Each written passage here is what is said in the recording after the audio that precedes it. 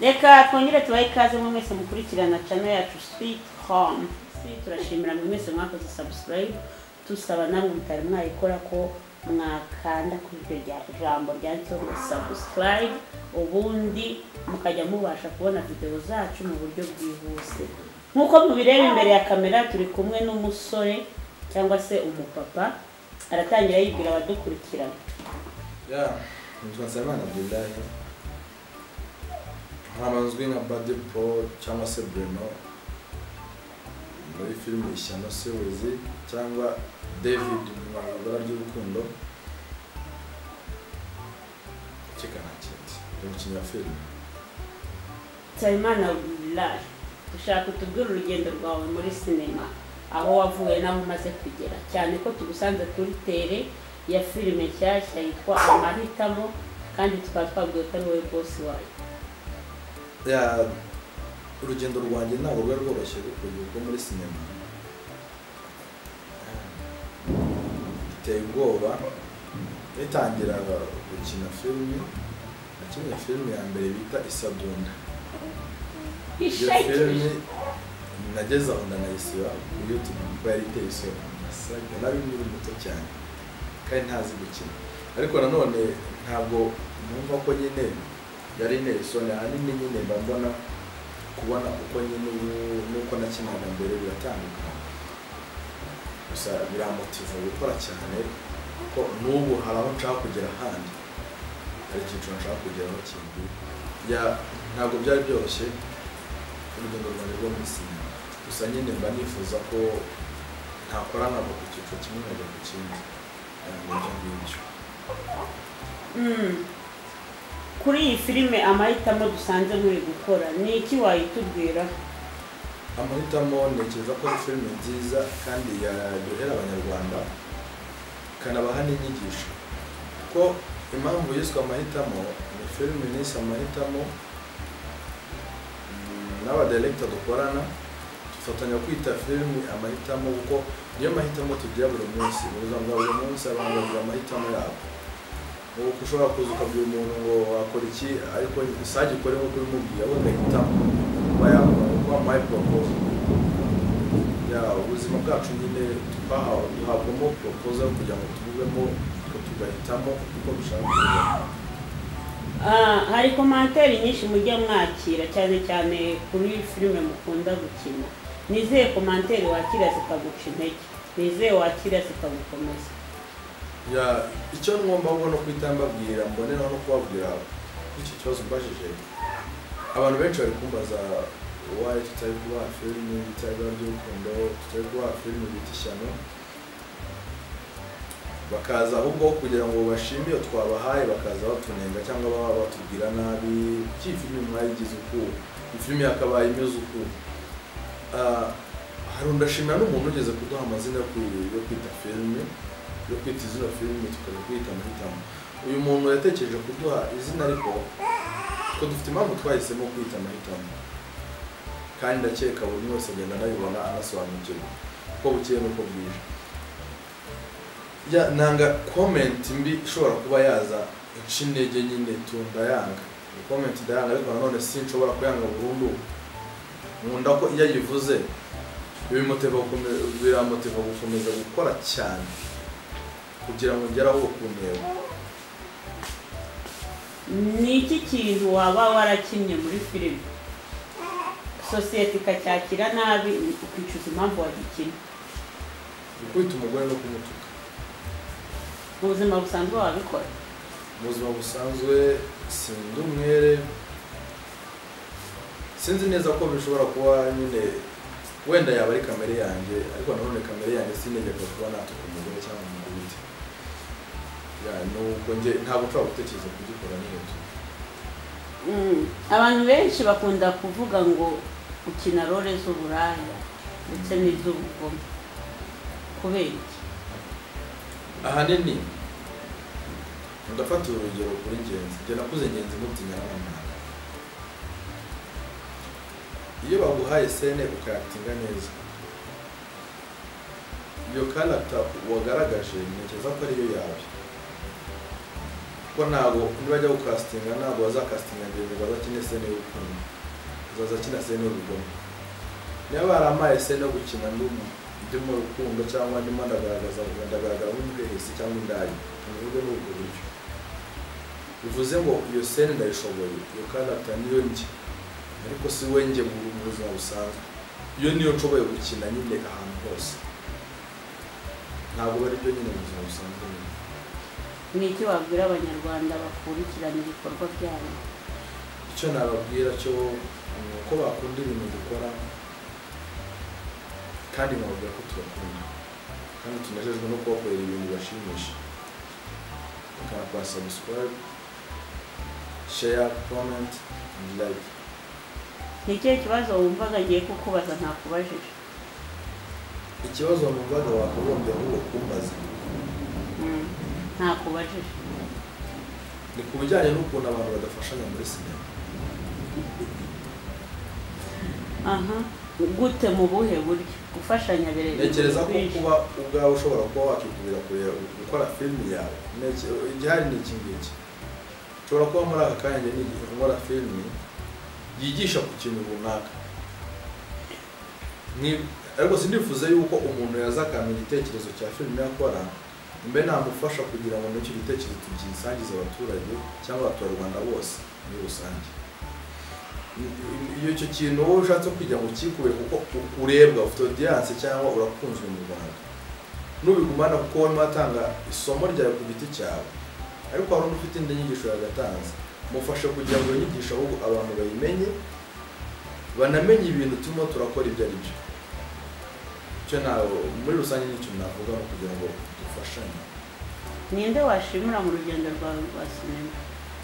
Umuntu washimira mu rugendo rwanjye rwa sinema, Director Karine wamfashije kugira ngo nitwe David. Nashimira, sinzi niba nashimira umwe cyangwa nashimira.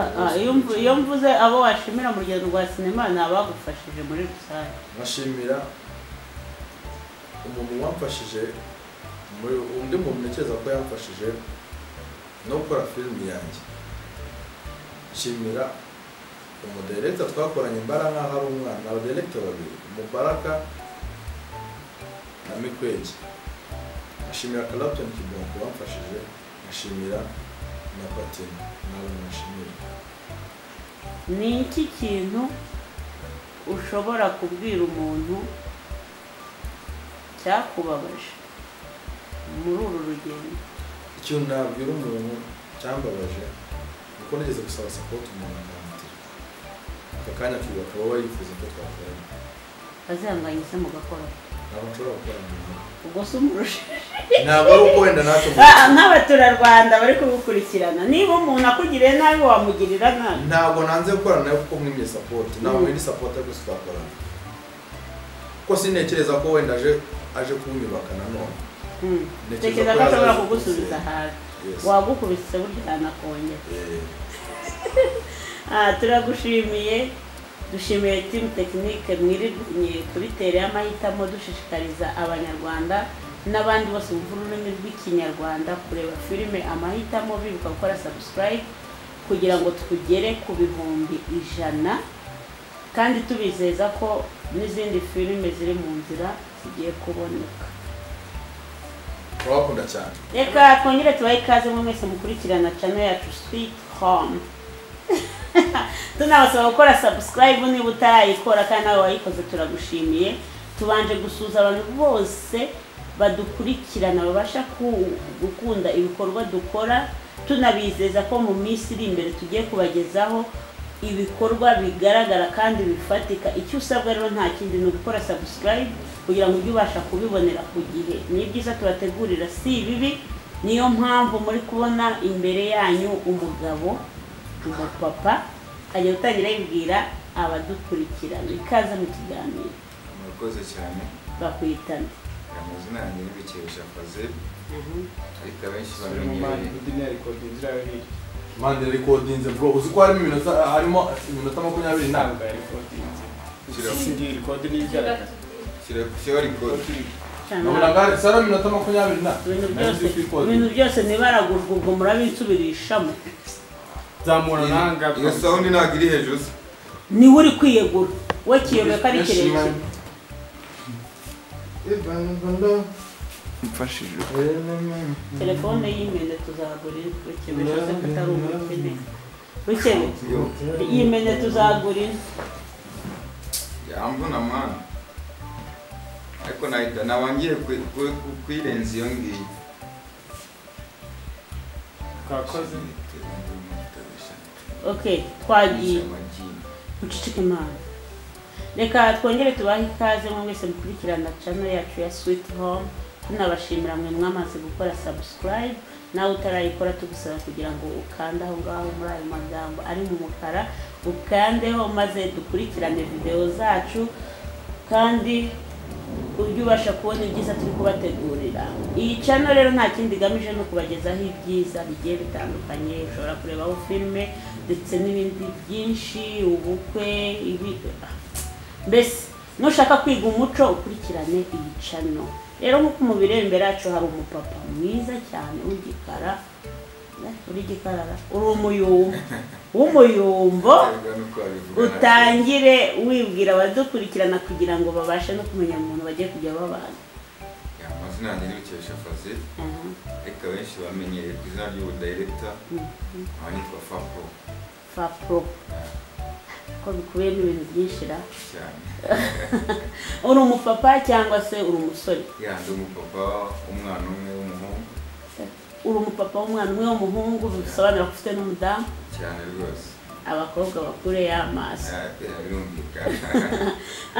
Mu kazi kawe ka buri munsi koko bikubiyemo ibintu byinshi, ushobora kuba ukora video, ushobora kuba ufata filme, ushobora kuba ufotora, kubera ko hakubiyemo ibintu byinshi. Ni iki cyane ukunda ukisangamo mu kazi kawe ka buri munsi?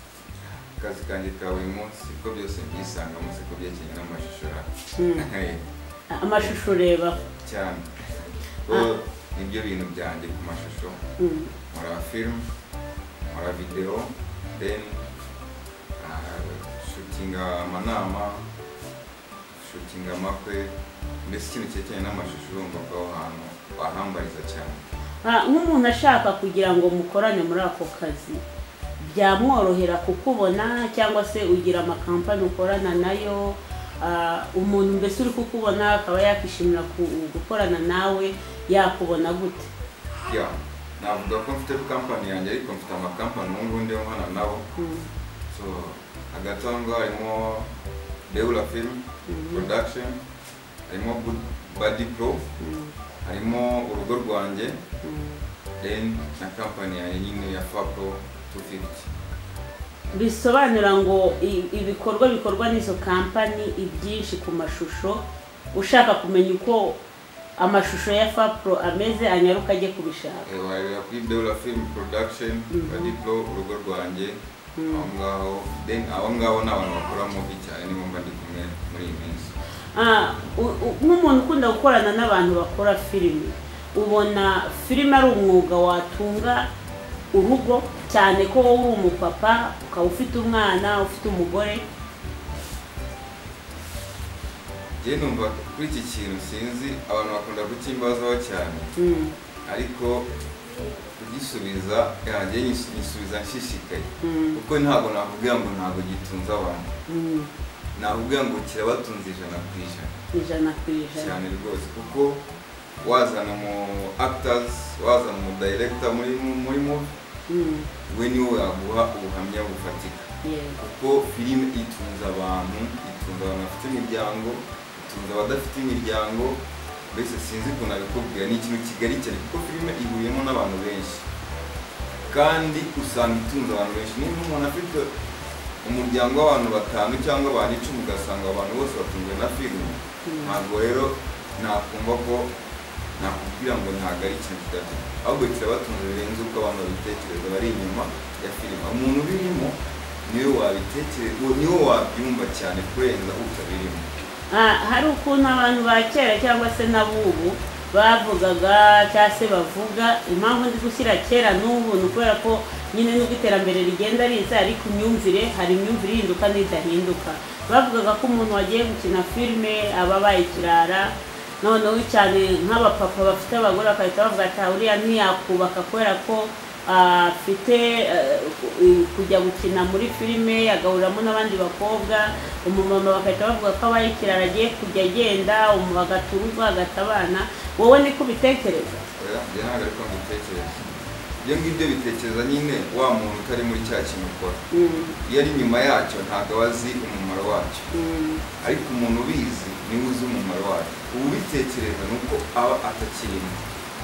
Urumva rero afite uburyo abitekerezamo, ahubwo nkatwe tubikora nibwo tugomba kumuha ishusho y'icyo kintu dukora uko kimeze. Tugomba kubimwumvisha kuko we ntabwo yabyumva nk'uko twebwe tubibamo tuba tubizi. Ufite umudamu udakora umwuga wa sinema, ese ugeze nko mu rugo akakubwira ngo sheri ndi kumva nshaka gukina filime, wamwemerera cyangwa wamwangira? Namwemerera. Kubera iki wamwemerera? Impamvu namwemerera nuko nzi ko byamugirira akamaro kuko aba bikunze, kuko aba binsabye. Turi kugana ku musozo, ni iki wabwira Abanyarwanda? Abanyarwanda nyenda ni ikintu gikunda kuvugwa kenshi, ni ikintu gisubirwamo kenshi, na n'ubu turacyagisubiramo nk'abantu bamaze igihe muri industry ya movie, gukunda ibihangano byabo. Ariko aho bigeze ubu ngubu ndashima cyane Abanyarwanda, kuko nimba nk'ubwenge umwuga wa filime uradutunze, ni uko Abanyarwanda hari ikintu babibonyemo gishobora gutunga ba bene wabo, bakavuga ati na bino bintu ntabwo biragera aho tubishaka ariko biri mu nzira. Numva ko ikintu nabashishikara cyangwa ikintu nasaba Abanyarwanda ni ukutwongera umuhate.